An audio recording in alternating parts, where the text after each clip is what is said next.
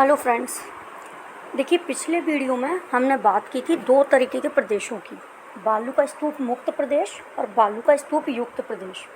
तो आज हम इस एक एक प्रदेश के बारे में डिटेल से जानेंगे।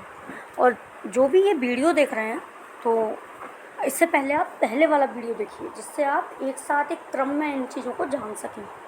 ठीक है, तो हम आज बात करेंगे सबसे पहले बालू का स्तूप मुक्त प्रदेश की।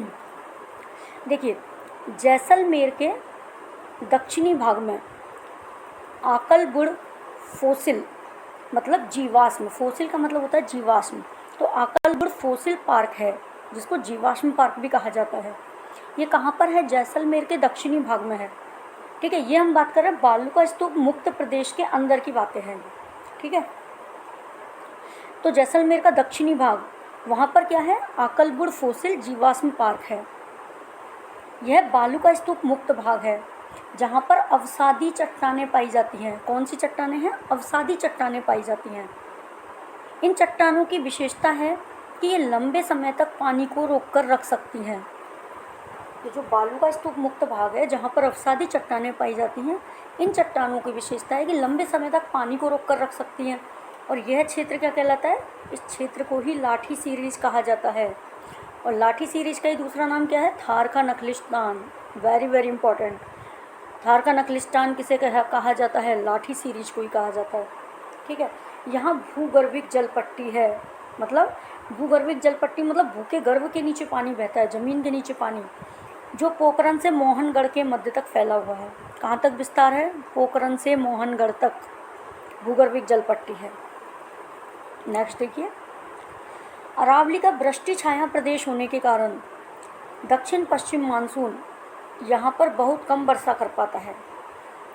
ये क्या है? अरावली का वृष्टि छाया प्रदेश है।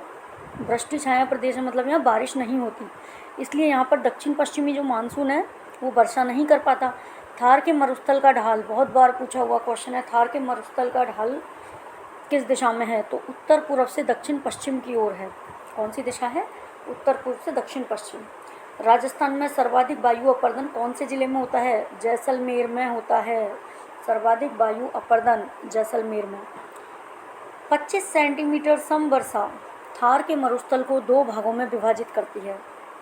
ठीक है, थार के मरुस्थल को दो भागों में विभाजित करने वाली रेखा कौन सी है? 25 सेंटीमीटर समवर्षा रेखा। कौन से दो भाग हैं? देखिए, ये जब 25 सेंटीमीटर समवर्षा रेखा दो भागों में विभाजित कर रही है ना, तो एक तरफ तो आता है शुष्क रेतीला प्रदेश, है ना, और एक तरफ आता है अर्ध शुष्क रेतीला प्रदेश। कौन कौन से प्रदेश है? शुष्क रेतीला और अर्ध शुष्क रेतीला। तो हम पहले बात करेंगे पहले वाले की, शुष्क रेतीला प्रदेश यानी शुष्क रेतीला मरुस्थल। देखिए, शुष्क रेतीले मरुस्थल को दो भागों में विभाजित किया जा सकता है। अब इसको भी दो भागों में हम विभाजित कर रहे हैं, बालू का स्तूप मुक्त और बालू का स्तूप युक्त। देखिए, बालू का स्तूप मुक्त प्रदेश 41.50% भाग पर है और बालू का स्तूप युक्त प्रदेश है 58.50% भाग पर, क्योंकि बालू का स्तूप ही ज़्यादा है। पश्चिमी राजस्थान में तो थार है, तो वहाँ पर बालू का स्तूप युक्त प्रदेश ज़्यादा है, तो 58.50% भाग पर है। आगे देखिए, ये जो लाठी सीरीज है, लाठी सीरीज में ही चांदन नलकूप है। अब पूछा जाता है चांदन नलकूप कहाँ पर स्थित है? लाठी सीरीज में है, जिन्हें थार का घड़ा कहा जाता है। ठीक है, चांदन नलकूप को ही थार का घड़ा कहा जाता है। लाठी सीरीज सरस्वती नदी का अवशेष मानी जाती है। सरस्वती नदी अंदर की तरफ बहती है, ज़मीन के अंदर की तरफ, तो लाठी सीरीज सरस्वती नदी का अवशेष मानी जाती है। यहाँ पर सेवण घास देखने को मिलती है, जो कि दुधारू पशुओं के लिए बहुत अच्छी रहती है, क्योंकि 10% तक इसमें प्रोटीन की मात्रा रहती है। अब सेवन घास का वैज्ञानिक नाम देखिए, लेसियूरस सिंडिकस। क्या नाम है? सेवन घास का वैज्ञानिक नाम लेसियूरस सिंडिकस। इस घास का कटा हुआ भाग लिलोण कहलाता है। सेवन घास का कटा हुआ भाग लिलोण कहलाता है। इसी घास में गोंडावन पक्षी पाया जाता है। सेवन घास में ही गोंडावन पक्षी पाया जाता है। गोंडावन क्या है? राज्य पक्षी है। और गोंडावन का वैज्ञानिक नाम क्या है? अर्डियोटिस नाइग्रीसेपस। क्या नाम है? अर्डियोटिस नाइग्रीसेप्स। अर्डियोटिस नाइग्रिसेप्स, अच्छे से याद कर लो। गोंडावन के अन्य नाम क्या होंगे? हुकना, गुधनमेर, ग्रेट इंडियन बस्टर्ड एंड सोहन चिड़िया। ये पूछा जाता है एग्जाम में, कोई भी नाम उठा के दे देते हैं, ये किसका नाम है? गोंडावन के नाम है। गोंडावन को राज्य पक्षी का दर्जा कब दिया गया? 1981 में दिया गया है। राष्ट्रीय मरु उद्यान या राष्ट्रीय मरु अभ्यारण्य जो कि जैसलमेर में स्थित है, वहाँ गोंडावन को संरक्षण मिला है। ये राजस्थान का सबसे बड़ा अभ्यारण्य है। तो राजस्थान का सबसे बड़ा अभ्यारण्य कौन सा है? राष्ट्रीय मरु उद्यान। कहाँ पर स्थित है? जैसलमेर में स्थित है। गोंडावन जो कि राज्य पक्षी है, उसको संरक्षण कहाँ मिला हुआ है? राष्ट्रीय मरु उद्यान जैसलमेर में मिला हुआ है। ठीक है। इसका क्षेत्रफल कितना है? 3162 किलोमीटर क्षेत्रफल में यह फैला हुआ है। ये बालू का स्तूप युक्त प्रदेश देखेंगे अब हमने पहले देखा मुक्त प्रदेश, अब हम देखेंगे बालू का स्तूप युक्त प्रदेश, जो कि कितने भाग में फैले हुए हैं?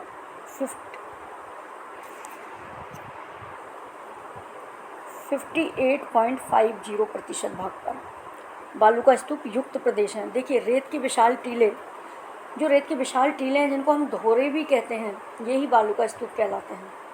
ठीक है। ये बालू का स्तूप क्या है? वायु अपर्दन का परिणाम है। वायु का जब अपर्दन होता है ना, उसी से बालू का स्तूप बनते हैं। इनका स्थानांतरण मार्च से जुलाई के मध्य सर्वाधिक होता है। तो आप कैसे याद रखेंगे? गर्मी सबसे ज़्यादा कब पड़ती है? मार्च से जुलाई के मध्य। तो इनका स्थानांतरण भी मार्च से जुलाई के मध्य ही होता है। जैसलमेर में क्या कहते हैं ना, धरियन कहा जाता है बालू का स्तूप को या रेत के विशाल टीलों को, धोरों को। जैसलमेर में क्या कहा जाता है? धरियन कहा जाता है। जैसलमेर का नाचना गांव रेगिस्तान के मार्च के लिए जाना जाता है। और रेगिस्तान का मार्च क्या होता है? रेगिस्तान का आगे बढ़ना। रेगिस्तान के मार्च के कारण मरुस्थलीकरण की समस्या बढ़ती है। जैसे जैसे रेगिस्तान बढ़ेगा, वहाँ मरुस्थल फैलता जाएगा ना, तो रेगिस्तान का मार्च होता जा रहा है, तो मरुस्थलीकरण बढ़ता जा रहा है। दो बालू का स्तूपों के मध्य निम्न भूमि क्षेत्र, जहाँ वर्षा का जल एकत्रित होने से अस्थायी झील का निर्माण होता है, पलाया झील कहते हैं। देखिए दो बालू का स्तूप है, ये दो बालू का स्तूप ऐसे तो देखिए ये दो बालू का स्तूप बने हुए हैं। ठीक है। इनके मध्य जो ये निम्न भूमि क्षेत्र है, ये वाला, यहाँ पर वर्षा का जल एकत्रित हो जाता है। ये जो बारिश का जल है ना, यहाँ पर एकत्रित हो जाता है। तो ये जो वर्षा का जल एकत्रित हुआ है, इससे यहाँ पर एक अस्थायी झील बन गई है। तो इस झील को हम क्या कहते हैं? पलाया झील। तो पलाया झील कहाँ मिलती है? जैसलमेर में पाई जाती है पलाया झील। आगे देखिए, अब जब ये पलाया झील का जो क्षेत्र है, अस्थायी झील बनी है, यह सूख जाता है। तो यदि यह क्षेत्र सूख जाता है तो ये क्या, दलदल, जब कोई क्षेत्र सूखेगा, उसका पानी सूख गया तो क्या बनेगा? दलदल बनेगा। तो वह दलदली क्षेत्र क्या होगा? रन या टाट कहलाता है। और यदि यह मैदानी भागों में परिवर्तित हो जाता है तो उसे बालसन का मैदान कहते हैं। कौन सा मैदान कहेंगे? बालसन का मैदान। यहाँ जो कृषि की जाती है, खड़ीन कृषि कहते हैं। तो कई बार आपने क्वेश्चन देखा होगा, खड़ीन कृषि किस क्षेत्र में की जाती है? जैसलमेर में की जाती है। ठीक है। प्राचीन काल में जैसलमेर में पालीवाल ब्राह्मणों के द्वारा की जाने वाली कृषि खड़ीन कृषि कहलाती है। राजस्थान में सर्वाधिक पलाया झीलें, सर्वाधिक रन, सर्वाधिक टाट और सर्वाधिक खड़ीन कृषि जैसलमेर ज़िले में पाई जाती है। कहाँ पाई जाती है? देखिए सर्वाधिक पलाया झील, सर्वाधिक रन, सर्वाधिक टाट और सर्वाधिक खड़ीन कृषि जैसलमेर ज़िले में पाई जाती है। इसकी अब आप एक ट्रिक याद रखो, थोबा और जोबा। कौन सी ट्रिक है? थोबा और जोबा। तो राजस्थान की जो सबसे बड़ी रन है वो कौन सी है? थोब। राजस्थान की सबसे बड़ी रन है थोब, जो कहाँ पर है? बाड़मेर में है। बाड़मेर में है। ठीक है। राजस्थान की सबसे बड़ी रन कौन सी है? थोब, और ये है बाड़मेर में। और जो जोधपुर की रन है उसका नाम जोब है। क्या नाम है? जोब, और जोधपुर में है। तो ऐसे हमारी ट्रिक है थोबा जोबा। अभी पूछ लें आपसे, राजस्थान की सबसे बड़ी रन का नाम क्या है? थोबा। कहाँ पाई जाती है? बाड़मेर में पाई जाती है। और जोधपुर की रन का क्या नाम है? जोब। कहाँ है? जोधपुर में है। जैसलमेर की रन के नाम देखिए। जैसलमेर की रन पोखरण, लवा, कर्णौता, भरमसर और भाकरी। कौन कौन सी है जैसलमेर की रन? पोखरण, लवा, कनौता, बरमसर और भाकरी जैसलमेर की रन के नाम है ये। नेक्स्ट देखिए, अब हम देखेंगे बालू का स्तूप, मतलब हम इनके प्रकार देखेंगे। देखिए, एक तो है अनुदैर्ध्य या पवनानुवर्ती या रेखीय बालू का स्तूप। क्या क्या नाम है? अनुदैर्ध्य या पवन अनुवर्ती, पवन के समानांतर चलने वाला, तो पवन अनुवर्ती, पवनानुवर्ती या रेखीय बालू का स्तूप। पवन की दिशा के समानांतर, जो समानांतर चलता है ना पवन की दिशा के समानांतर बनने वाले बालू का स्तूप अनुदैर्ध्य बालू का स्तूप कहलाते हैं। अनुदैर्ध्य बालू का स्तूपों के मध्य जो रास्ता बन जाता है उसे क्या कहते हैं? गासी कहते हैं। जो अनुदैर्ध्य बालू का स्तूप है उनके मध्य में जो रास्ता बनता है उसे हम गासी कहते हैं। ठीक है। अनुप्रस्थ बालू का स्तूप पवन की दिशा के समकोण में गंगानगर के सूरतगढ़, हनुमानगढ़, रावतसर, बीकानेर, चूरू, झुंझुनू आदि में अनुप्रस्थ बालू का स्तूप। तो ऐसे पूछ लिया जाता है कि अनुप्रस्थ बालू का स्तूप के क्षेत्र कौन से हैं? तो गंगानगर का तो है सूरतगढ़, सूरतगढ़ में बनता है, हनुमानगढ़ में बनता है, रावतसर, बीकानेर, चूरू, झुंझुनू। ठीक है। सूरतगढ़, हनुमानगढ़, रावतसर, बीकानेर, चूरू, झुंझुनू, इसमें है अनुप्रस्थ बालू का स्तूप।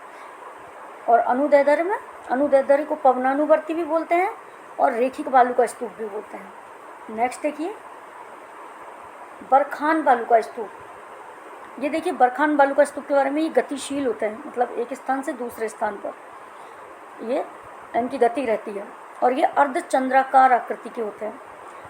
अब आपसे ऐसा पूछा जाए अर्धचंद्राकार आकृति से बनने वाले बालू का स्तूप कौन से हैं? तो बरखान बालू का स्तूप है। ठीक है। गतिशील और अर्धचंद्राकार बालू का स्तूप बरखान होते हैं। राजस्थान में मरुस्थल के लिए सर्वाधिक उत्तरदायी बालू का स्तूप कौन से हैं? बरखान है, क्योंकि गतिशील है ना, एक जगह से दूसरी जगह आगे बढ़ते जा रहे हैं, तो ये मरुस्थल का सर्वाधिक विकास कर रहे हैं, बढ़ा रहे हैं। ठीक है। अनुप्रस्थ जैसे ही समकोण पर बनते हैं। ये जो बरखान है ये अनुप्रस्थ बालू का स्तूप की तरह ही बनते हैं समकोण पर। देखिए, शेखावाटी क्षेत्र, शेखावाटी क्षेत्र कौन से? चूरू, सीकर, झुंझुनू। तो चूरू के तो ये भालेरी में बनता है बरखान, और सीकर में बनता है, झुंझुनू में बनता है, देशनोक में बनता है, बीकानेर के देशनोक में, और जोधपुर के ओसिया में भी बन रहा है, और गंगानगर के सूरतगढ़ में मुख्य रूप से ये पाए जाते हैं। दोबारा देखिए कहाँ कहाँ पाए जाते हैं। शेखावाटी क्षेत्र कौन से? चूरू, सीकर, झुंझुनू। तो चूरू के भालेरी में बनता है और सीकर और झुंझुनू में बनता है। देशनोक है बीकानेर में, तो बीकानेर के देशनोक में बरखान है। ओसिया है जोधपुर में, और गंगानगर के सूरतगढ़ में भी बरखान बालू का स्तूप है। फोर्थ देखिए, पैराबोलिक बालू का स्तूप। पैराबोलिक, पेड़ों के आसपास रेत के जमाव से बने बालू का स्तूप। ये पेड़ों के आसपास रेत जम जाती है ना, उससे बनते हैं। पे से पैराबोलिक, पे से पेड़, तो पेड़ों के आसपास रेत के जमाव से बने बालू का स्तूप कौन सा होता है? पैराबोलिक। संपूर्ण राजस्थान में पाए जाते हैं। पेड़ भी संपूर्ण राजस्थान में है, ऐसे याद कर लो, पेड़ भी संपूर्ण राजस्थान में है। तो संपूर्ण राजस्थान में पाए जाने वाले बालू का स्तूप कौन सा है? पैराबोलिक, और सर्वाधिक मात्रा में पाए जाते हैं। ये बरखान के विपरीत बनते हैं। ठीक है। नेक्स्ट देखिए, तारा बालू का स्तूप, मतलब ये तारे के आकार के बनते हैं। कहाँ कहाँ है ये? मोहनगढ़, जैसलमेर के मध्य, मोहनगढ़ से जैसलमेर के मध्य बनते हैं, और सूरतगढ़, गंगानगर में बनते हैं। तारा बालू का स्तूप मोहनगढ़, जैसलमेर के मध्य बनते हैं, और सूरतगढ़, गंगानगर में बनते हैं। आगे देखिए, नेटवर्क बालू का स्तूप। ये सब क्या है? बालू का स्तूप के प्रकार हैं। नेटवर्क बालू का स्तूप, ये अनुदैर्ध्य और अनुप्रस्थ दोनों के मध्य क्या कर रहे हैं? नेटवर्क का कार्य कर रहे हैं। अनुदैर्ध्य और अनुप्रस्थ के मध्य नेटवर्क का कार्य करते हैं। अगला है शब्र काफिज बालू का स्तूप। ये क्या होता है? छोटी छोटी झाड़ियाँ होती हैं और छोटे छोटे घास के झुंड होते हैं, उनके आसपास जो बनने वाले बालू का स्तूप है ना, उनको बोलते हैं शब्र काफिज बालू का स्तूप। और ये मरुस्थल में बनने वाले सबसे छोटे बालू का स्तूप है। क्या होता है? झाड़ियाँ भी तो छोटी छोटी होती है ना, तो शब्र काफिज बालू का स्तूप कौन से? सबसे छोटे बालू का स्तूप है।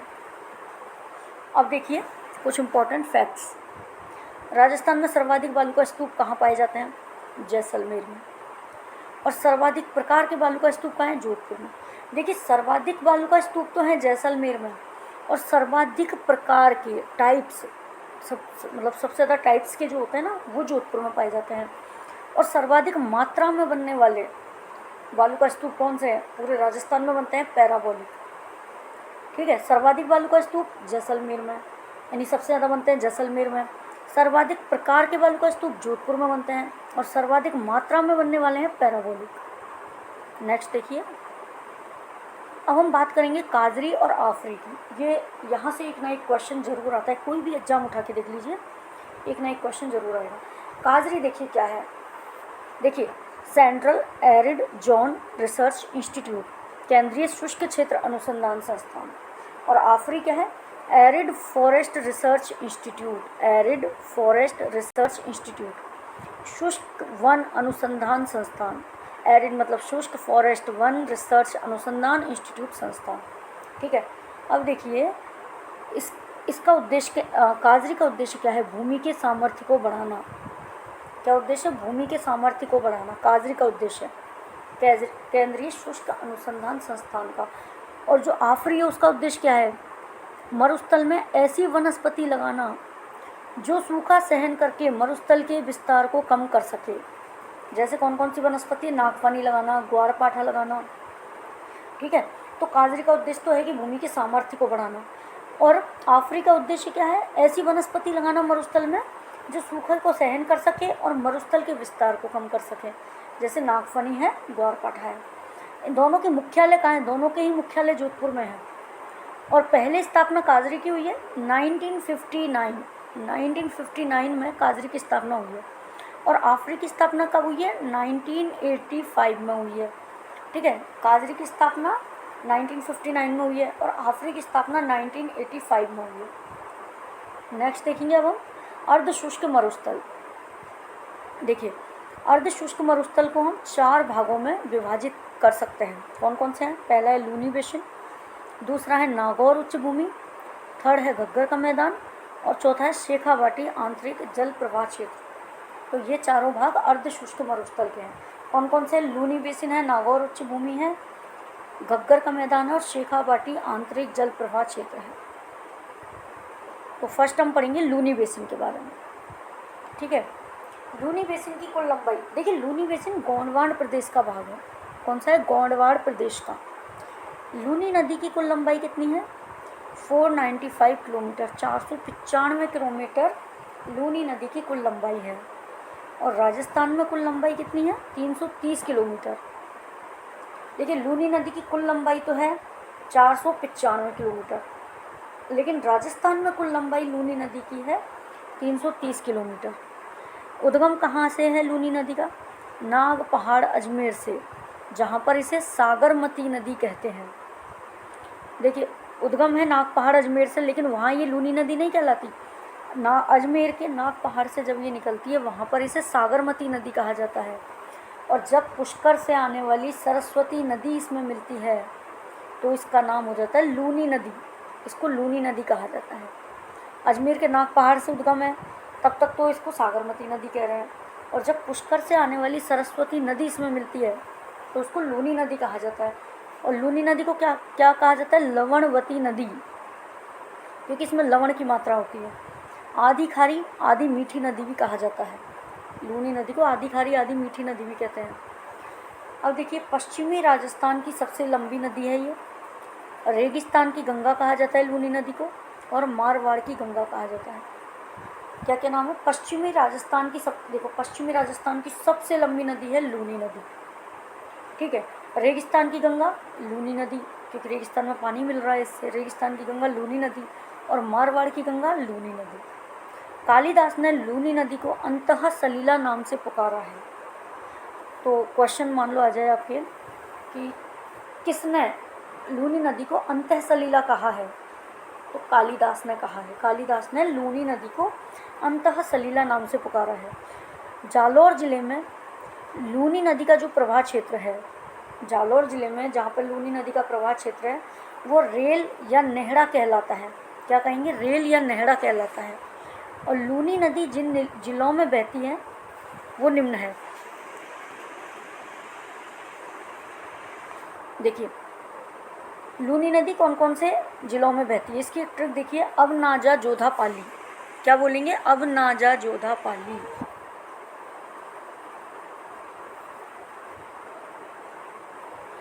दोबारा रिपीट कीजिए मेरे साथ। अब ना जा जोधा पाली। लूनी नदी किन किन क्षेत्रों में बहती है, किन किन जिलों में बहती है, उसकी ट्रिक है अब ना जा जोधा पाली। तो आ से अजमेर, ब से बाड़मेर। अब में आ से अजमेर, ब से बाड़मेर, ना से नागौर, जा से जालौर, जोधा से है जोधपुर, पाली से है पाली। ठीक है, क्या है? अब ना जा जोधा पाली। आ से अजमेर, बा से बाड़मेर, ना से नागौर, जा से जालौर, जोधा से जोधपुर और पाली से पाली। अब ना जा जोधा पाली, ये है लूनी नदी जिन जिलों में बहती है वो क्षेत्र है ये। नेक्स्ट देखेंगे अब हम।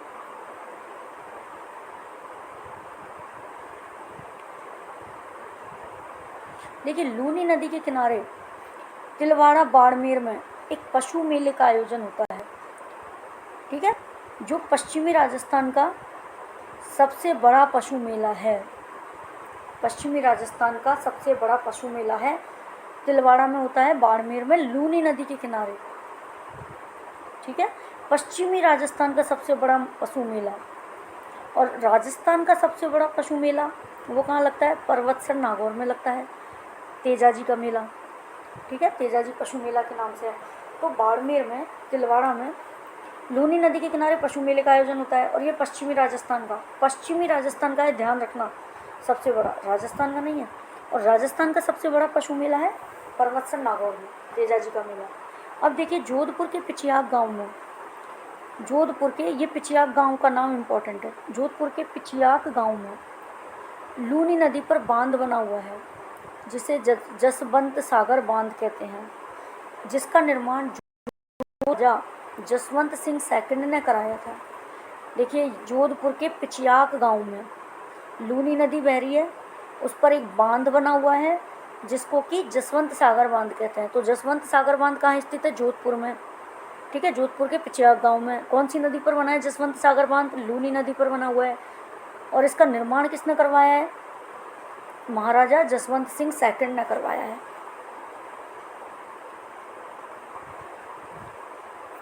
आगे देखिए, यहाँ से देखते हैं हम। देखिए, लूनी नदी की सहायक नदियाँ कौन कौन सी हैं, इसकी ट्रिक देखिए। बाज सासू मिली, हम बोलते हैं चालबाज सासू मिली, चालबाज सासू मिली, तो चाल को तो हटा दो, बाज सासू मिली। ठीक है, लूनी नदी की सहायक नदियाँ, बाज सासू मिली, तो बांडी, जवाई, बा से बांडी, जा से जवाई।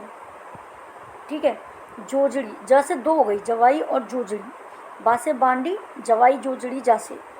सासू, तो सा से सागी, सू से सूकड़ी, मी से मीठड़ी, ली से लीलड़ी। तो लूनी नदी की सहायक नदियाँ, बाज सासू मिली, चालबाज सासू मिली, बाज सासू मिली, बा से बांडी, ज से जवाई, ज से जोजड़ी, सागी, सूकड़ी, मीठड़ी, लीलड़ी। ठीक है, बांडी जवाई जोजड़ी, सागी, सूकड़ी, मीठड़ी और लीलड़ी। जोजड़ी नदी एकमात्र ऐसी नदी है जो लूनी नदी में पश्चिम से आकर मिलती है। एकमात्र ऐसी नदी है जोजड़ी नदी जो लूनी नदी में पश्चिम से आकर मिल रही है। और गुजरात में, देखिए, गुजरात में कच्छ के रण में लूनी नदी विलुप्त हो जाती है। तो लूनी नदी कहाँ विलुप्त होती है? गुजरात में कच्छ के रण में जाकर ये विलुप्त हो जाती है। गोंडवाड़ प्रदेश या लूनी बेसिन में आते हैं। आगे देखिए, अब हम देखेंगे सेकंड हमारा है नागौर उच्च भूमि। इसकी ऊंचाई कितनी है नागौर उच्च भूमि की? 300 से 500 मीटर। कई बार ये ऊंचाई भी पूछ ली जाती है। 300 से 500 मीटर ऊंचाई है नागौर उच्च भूमि की। इसमें ज़मीन में सोडियम क्लोराइड पाया जाता है। सोडियम क्लोराइड होता है ना, NaCl, नमक की मात्रा ज़्यादा, पानी में फ्लोराइड की मात्रा अधिक होती है। सोडियम क्लोराइड, पानी में फ्लोराइड की मात्रा होती है। तो नागौर राजस्थान की कुंवर पट्टी कहलाता है। फ्लोराइड वो होता है, देखा आपने, जहाँ पे फ्लोराइड की अधिकता होती है वहाँ दांतों में पीले रंग का कुछ लगा होता है, दांत पीले पीले होते हैं वहाँ के लोगों के, और वो पीठ पर कुंवर निकल जाती है, लोग थोड़ा झुक झुक के चलते हैं। तो वहाँ नागौर में ये सबसे ज़्यादा है, इसलिए राजस्थान की कुंवर पट्टी है नागौर। और नागौर की झीलें कौन सी है? सांबर झील, डिडवाना झील, मतलब नागौर उच्च भूमि की झीलें, सांबर झील, डिडवाना झील और नावा और कुचामन। ठीक है, कौन कौन सी झीलें हैं नागौर उच्च भूमि में? सांबर झील, डिडवाना झील, नावा और कुचामन। नेक्स्ट देखिए, थर्ड पढ़ेंगे हम घग्गर के मैदान। तो घग्गर का जो मैदान है वो कहाँ? हिमाचल प्रदेश के शिवालिक की पहाड़ियों से कालका माता के मंदिर के पास घग्गर नदी निकलती है। अब देखिए, कई बार ऐसा क्वेश्चन आता है कि ऐसी कौन सी नदी है जिसका उद्गम स्थल राजस्थान में नहीं है? तो वो 3 ऑप्शन दे देते हैं और चौथा देते हैं घग्गर नदी। अब घग्गर नदी का उद्गम कहाँ से है? हिमाचल प्रदेश से है, ठीक है। तो इसलिए ये इस तरीके का क्वेश्चन बनता है, हिमाचल प्रदेश के शिवालिक की पहाड़ियों से घग्गर नदी निकल रही है। हिमाचल प्रदेश के शिवालिक की पहाड़ियों से कालका माता मंदिर के पास से घग्गर नदी निकलती है, और घग्गर नदी को मृत नदी के नाम से भी जाना जाता है। राजस्थान में हनुमानगढ़ की टिब्बी तहसील के तलवाड़ा गांव से प्रवेश करती है और भटनेर हनुमानगढ़ में लुप्त हो जाती है। लुप्त नदी है ना घग्गर नदी, तो सॉरी, हनुमानगढ़ की टिब्बी तहसील के तलवाड़ा गांव से प्रवेश कर रही है। मतलब कि घग्गर नदी राजस्थान में प्रवेश कहाँ से है इसका? तो हनुमानगढ़ से प्रवेश है, और हनुमानगढ़ में ये लुप्त हो रही है। हनुमानगढ़ के टिब्बी तहसील के तलवाड़ा गांव में यह प्रवेश कर रही है, और हनुमानगढ़ के ही भटनेर में ये लुप्त हो जाती है, ठीक है। नेक्स्ट देखते हैं हम शेखावाटी आंतरिक जल प्रवाह क्षेत्र। तो शेखावाटी का नाम आते ही 3 नाम याद रखो, सीकर, चूरू, झुंझुनू। शेखावाटी के नाम पर सीकर, चूरू, झुंझुनू 3 जिले हैं हमारे। तो शेखावाटी आंतरिक जल प्रवाह क्षेत्र कौन सा है? सीकर, चूरू, झुंझुनू का। यह कांतली नदी का प्रवाह क्षेत्र है। कौन सा है? कांतली नदी का प्रवाह क्षेत्र, जो कि खंडेला की पहाड़ियाँ सीकर से निकलता है। तो सीकर के नाम आते ही याद रखो, कांतली नदी, खंडेला की पहाड़ियाँ। सीकर में कांतली नदी, खंडेला की पहाड़ियाँ। गणेश्वर सभ्यता कांतली नदी के किनारे है, ठीक है। शेखावाटी क्षेत्र के कच्चे पक्के कुएं जोहड़ या नाड़ा कहलाते हैं। अब पूछ लेते हैं जोहड़ या नाड़ा क्या है? तो शेखावाटी क्षेत्र के जो कच्चे पक्के कुएं हैं उनको जोहड़ या नाड़ा कहा जाता है। शेखावाटी क्षेत्र में बालू का स्तूप के मध्य बनने वाले तालाब सर कहलाते हैं। जैसे ये 2 बालू का स्तूप हो गए, इनके मध्य में जो ये तालाब बन गया ना, ये इनको सर कहते हैं, सर कहलाते हैं ये। तो इसी सर के नाम से बना है जसू सर, साली सर, मान सर। ये क्या? शेखावाटी क्षेत्र में 2 बालू का स्तूप है, जैसे उनके मध्य जो तालाब बन जाता है उसको सर कहते हैं। तो उसके नाम के आगे सर लग जाता है, वो तालाब बना जसू सर, ये सर आ गया पीछे, साली सर, मान सर, इस तरीके से, ठीक है। नेक्स्ट हम आगे करेंगे, आगे वाला पार्ट। ये वीडियो मैं यहीं तक रखती हूँ, तो आप इसको रिपीट कीजिए, बार बार देखिए, और अगर वीडियो आपको पसंद आ रहे हैं, आपके लिए बेनिफिशियल है, फ्रूटफुल है, तो प्लीज़ सब्सक्राइब कीजिए और बेल आइकन ज़रूर दबाइए, जिससे जितने भी वीडियो आगे मैं बनाऊंगी आएंगे आपके पास, उनका नोटिफिकेशन आपको तुरंत ही मिल जाएगा। Thank you.